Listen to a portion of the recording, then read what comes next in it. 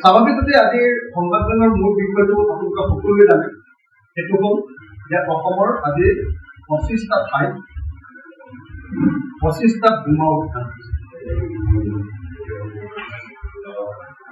25টা ঠাইত 25টা বোমা উদ্ধাৰ হৈছে বা তাত আছে বুলি কিছু উদ্ধাৰ হৈছে আৰু কিছু আছে বুলি এতিয়া চৰকাৰখনে সেইটোক লৈ বিচাৰ কৰিছে। প্ৰথম কথা যে আলফা ইতিমধ্যে ঘোষণা কৰিছে যে সেইটো তেওঁলোকে সংস্থাপন কৰিব।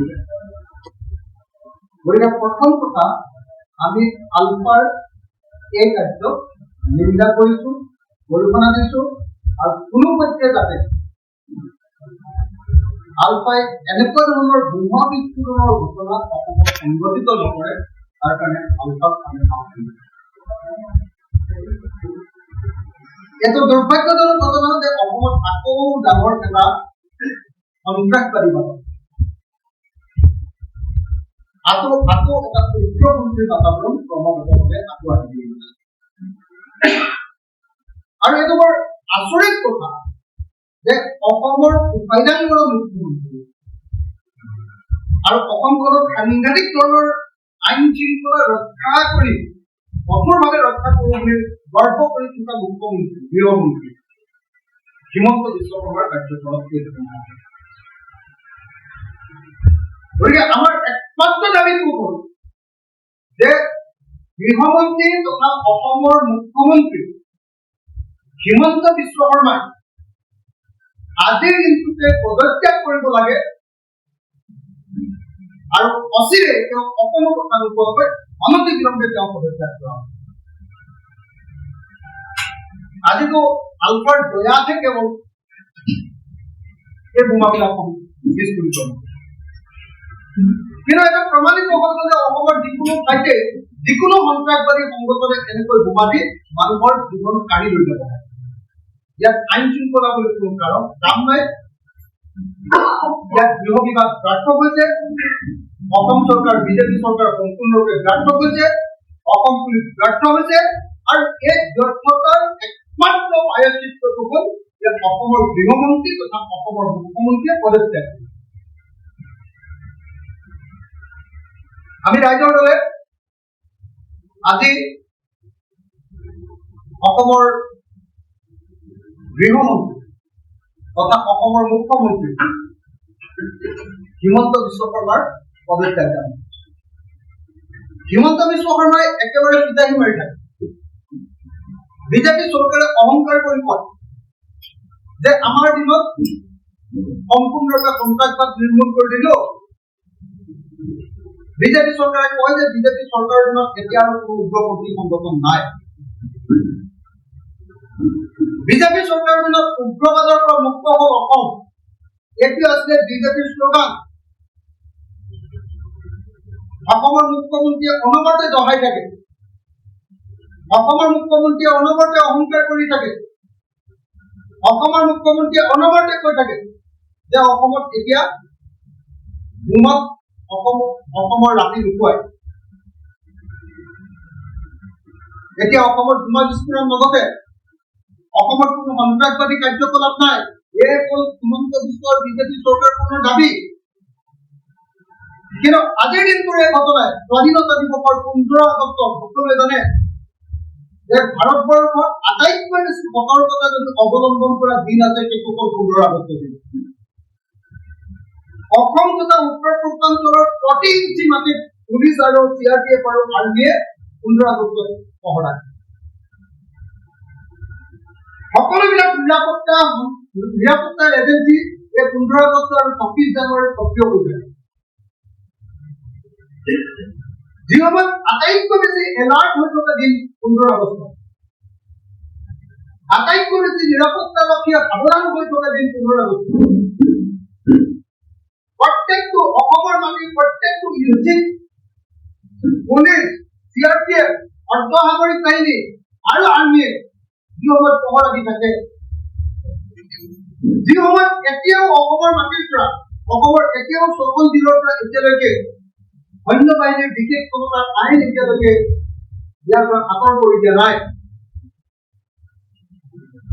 এতিয়াও আৰ্মি কেম্পবিলাক আছে আৰু আৰ্মি কেম্পবিলাকে বহিৰাজ্যৰ শত্ৰু নহয়, আভ্যন্তৰীণ নিৰাপত্তাৰ প্ৰস্তুতি এতিয়া পৰ্যবেক্ষণ কৰে। সেই সময়ত ভাৰত চৰকাৰ, অসম চৰকাৰ, দুইখন চৰকাৰ, চোৰাংচোৱা বিভাগসমূহ এই আটাইবিলাক সম্পূৰ্ণৰূপে ব্যৰ্থ হৈছে আৰু এই ব্যৰ্থতাৰ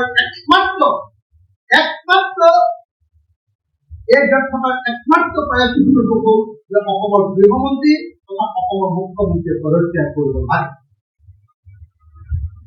আচলতে অসমৰ 25টা ঠাইত যেতিয়া 25টা বোমা ওলাইছে, বোমাৰ সন্ধান পাইছে বা বোমা সংস্থাপিত কৰিবলৈ এটা উগ্ৰপন্থী সংগঠন সক্ষম হৈছে, তাৰ পাছত এইটো কথা কবই লাগিব যে অসমত কোনো পৰ্যায়ে আইন শৃংখলা জনিত সমস্যা এতিয়া আৰু চৰকাৰৰ নিয়ন্ত্ৰণত নাই।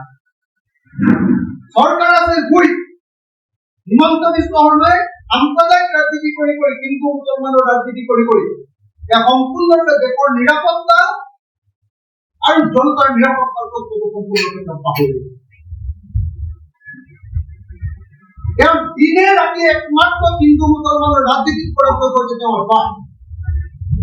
সেইকাৰণে তেওঁ গৃহবিভাগ চম্ভালিব পৰা নাই, সেইকাৰণে তেখেতে পুলিচক নিয়ন্ত্ৰণ কৰিব পৰা নাই। সেইকাৰণে আজি 15 আগষ্টৰ সময়ত যি সময়ত ভাৰতবৰ্ষত আটাইতকৈ বেছি সতৰ্কতা অৱলম্বন কৰা হয়, যি সময়ত পুলিচ, CRPF, সামৰিক বাহিনী আৰু সামৰিক বাহিনীয়ে আটাইতকৈ বেছিকে টহল দিয়ে, আটাইতকৈ বেছি নিৰীক্ষণত ৰাখে, আটাইতকৈ বেছি চেক কৰে, জনতাক চেক কৰে, সেই সময়ত অসমত 25টা ঠাইত 25টা বোমা উদ্ধাৰ বা 25টা বোমা সংস্থাপিত কৰাৰ ঘটনাটোৱে প্ৰমাণ কৰি দিলে যে অসমত চৰকাৰ কৰিব বস্তু নাই। অসমত অস্তিত্বহীন হৈ পৰিছে চৰকাৰ। বিজেপি চৰকাৰখন কেৱল হিন্দু মুছলমানৰ ৰাজনীতি কৰিবলৈ বিচাৰে। হিমন্ত বিশ্ব শৰ্মাই কেৱল হিন্দু মুছলমানৰ ৰাজনীতি কৰিবলৈ বিচাৰে। হিমন্ত বিশ্ব শৰ্মাই দেশৰ আইন শৃংখলা ৰক্ষা কৰাৰ ক্ষেত্ৰত যি সংবিধান লৈছে, জীৱন আৰু সম্পত্তি ৰক্ষা কৰিম বুলি শপত খাইছিলে, সেই শপত ৰক্ষা কৰাৰ ক্ষেত্ৰত তেওঁ ব্যৰ্থ হৈছে আৰু সেই ব্যৰ্থতাৰ একমাত্ৰ প্ৰায়চিত্ৰটো হ'ল এই হিমন্ত বিশ্ব শৰ্মাই গৃহমন্ত্ৰী আৰু মুখ্যমন্ত্ৰী হিচাপে পদত্যাগ কৰিছে। আমি ৰাইজৰ দলে গৃহমন্ত্ৰী তথা অসমৰ মুখ্যমন্ত্ৰী হিমন্ত বিশ্ব শৰ্মাৰ পদত্যাগ দাবী কৰিছে। তেওঁ অচিৰেই আজিৰ দিনটোৰ ভিতৰতে পদত্যাগ কৰা হ'ব। আমাৰ বেলেগ কোনো দাবীয়ে নাই, একমাত্ৰ দাবীটো হ'ল যে অসমৰ মুখ্যমন্ত্ৰী তথা গৃহমন্ত্ৰীয়ে পদত্যাগ কৰিব লাগে। তেখেতে আইন শৃংখলা ৰক্ষা কৰাৰ ক্ষেত্ৰত ব্যৰ্থ হৈছে। তেখেতে সন্ত্ৰাসবাদী সংগঠনৰ লগত মিতিৰালি কৰি অসমত বোমা সংস্থাপিত কৰিবৰ কাৰণে সুযোগ প্ৰদান কৰিছে, তেখেত ব্যৰ্থ হৈছে আৰু এই ব্যৰ্থতাৰ একমাত্ৰ প্ৰায়চিত্ৰটো হ'ল তেখেতে পদত্যাগ কৰিছে। তেখেতে জীৱন আৰু সম্পত্তি ৰক্ষা কৰাৰ আজিৰ দিনটোত আমি হিমন্ত বিশ্ব শৰ্মাক মুখ্যমন্ত্ৰী আৰু গৃহমন্ত্ৰী হিচাপে পদত্যাগ দাবী কৰিছোঁ। তেওঁৰ হাতত অসমীয়া জাতি নিৰাপদ নহয়, তেওঁৰ হাতত অসমৰ জনগণ নিৰাপদ নহয়, তেওঁ অসমৰ জনগণক বচাব নোৱাৰে। যদি চাওকচোন আপুনি 25টা ঠাইত যদি 25টা বোমা সংস্থাপিত কৰিব পাৰে, কি হ'ব? তাৰপিছত চৰকাৰখন আছে বুলি ক'ব পাৰিব, তাৰপিছত পুলিচ জীয়াই আছে বুলি ক'ব পাৰিব, তাৰপিছত CRPF জীয়াই আছে বুলি ক'ব পাৰিব। পুলিচে অকল আমাৰ সাধাৰণ মানুহৰ দাদাগিৰি কৰিব। তেওঁলোক আমাৰ ওপৰত কেৱল কৰ্মতা, হিমন্ত বিশ্ব শৰ্মাই অকল দুখীয়া মানুহৰ ওপৰত কৰ্মতা, অকল সাধাৰণ কাম কৰি থকা মানুহবিলাকৰ ওপৰত তেওঁ কৰ্মতা। আমুকত গাড়ী ধৰিব, আমুকত মটৰচাইকেল ধৰিব, আমুকত বেটেৰী ৰিক্সা ধৰিব, আমুকত ট্ৰেক্টৰ ধৰিব, আমুক কৰিব, এইটোতে তেওঁ কৰ্মতা। কিন্তু তেওঁ অসমৰ মানুহৰ জীৱন আৰু সম্পত্তি ৰক্ষা কৰাৰ ক্ষেত্ৰত বৰ্তমান নহয়। তেওঁ মুখ্যমন্ত্ৰী হিচাপে ব্যৰ্থ, তেওঁ গৃহমন্ত্ৰী হিচাপে ব্যৰ্থ, আৰু সেইকাৰণে অসমৰ মুখ্যমন্ত্ৰী আৰু গৃহমন্ত্ৰী আকৌ এবাৰ পদত্যাগ কৰিবৰ কাৰণে আমি ধন্যবাদ।